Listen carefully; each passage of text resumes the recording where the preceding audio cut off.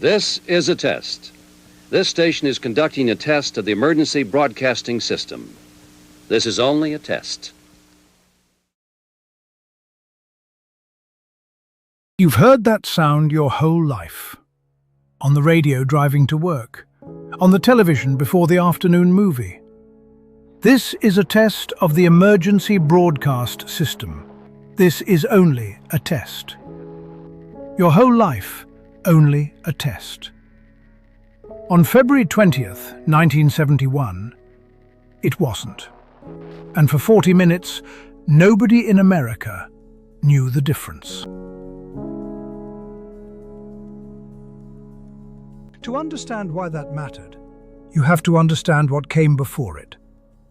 Before EBS, there was CONELRAD, the Cold War radio system built into every American radio dial. The government knew they needed something better, something faster, something that could reach more people, through television as well as radio. So in 1963, they built the Emergency Broadcast System, EBS. The idea was simple. If nuclear war began, or if any major national emergency hit, the president could interrupt every television and radio broadcast in America at the same time. Every channel, every station, all at once. The signal would go out, the tone would play, and every American would receive the same message at the same moment. You know the drill? The regular program stops. The screen changes. The three-tone alert plays. We interrupt this program to conduct a test of the emergency broadcast system. Then instructions. Then the tone again. Then back to your program. If you grew up in the 60s, 70s or 80s, you heard it so many times it became invisible. Background noise. Part of the furniture. Nobody thought too hard about what it was really for, because it was always a test. Until the morning, it wasn't. February 20th, 1971, a Saturday morning, 8:33 a.m. Eastern Time. At the National Emergency Warning Center inside Cheyenne Mountain, an operator sat at a teletype machine. His job that morning was routine. Send the weekly test message. Every week, at the same time, a test alert went out to radio and television stations across the country.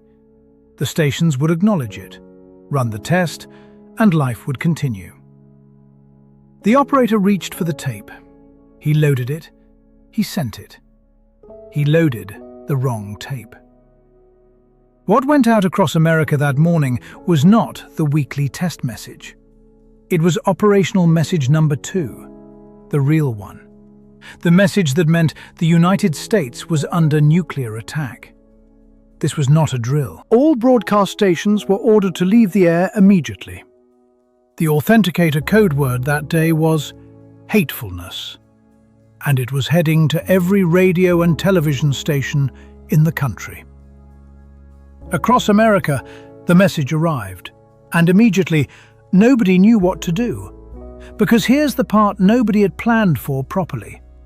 The authenticator code word on the message was hatefulness. But many stations had old code cards, expired ones, cards with last month's authenticator word, not this month's. So when they checked the message against their card, it didn't match.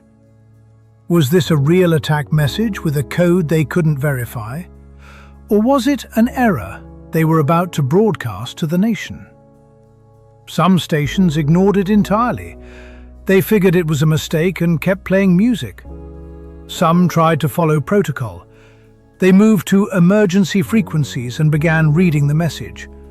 One station in Hawaii prepared to go off air and told listeners to tune to the designated emergency frequency. And then, the phones started ringing. At radio stations across America, listeners who caught fragments of the alert were calling the same question over and over. Is this real? Nobody had a good answer, because nobody was sure. For 40 minutes, from 8:33 until 9:13 a.m., The situation stayed unresolved. 40 minutes where station operators across the country had in their hands what looked like an authentic nuclear attack warning from the United States government. The answer to the riddle is simple. It was the emergency broadcast system, built perfectly for a test, almost completely unprepared for the real thing. President Nixon was not immediately notified. The chain of command, the system designed for exactly this moment, had not worked the way it was supposed to. When the correction finally went out, it was sent 3 times, because the first 2 times, radio stations weren't even sure the correction itself was real. One station manager later said he spent those 40 minutes standing next to his emergency off switch, hand on it, waiting to see if the sky outside his window would change color. It didn't. But for 40 minutes, he genuinely wasn't sure. The investigation afterward was not comfortable. The FCC found that only a fraction of stations had followed the correct EBS protocol. Most were confused. Some broadcast partial messages. Some did nothing at all. The system built to warn America in its most critical moment had done the opposite.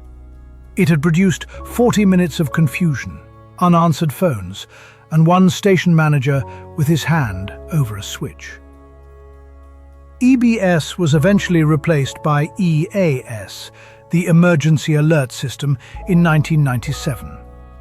Then came WEA, Wireless Emergency Alerts, the system that sends those jarring tones to your cell phone today. Amber Alerts, tornado warnings, presidential alerts. You've heard them.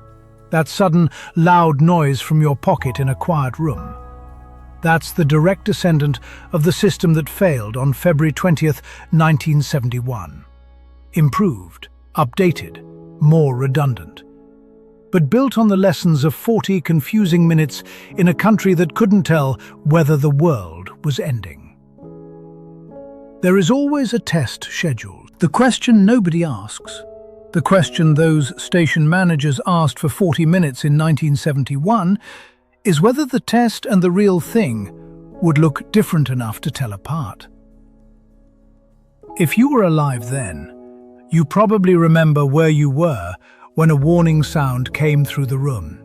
A kitchen, a living room, a car radio, a television left on in the background. That is how these things live in memory. Not as headlines, as ordinary moments that suddenly feel small. The system exists to warn you, but the first warning worth taking seriously is this. Do not wait for an official signal before you are prepared. Stay ready.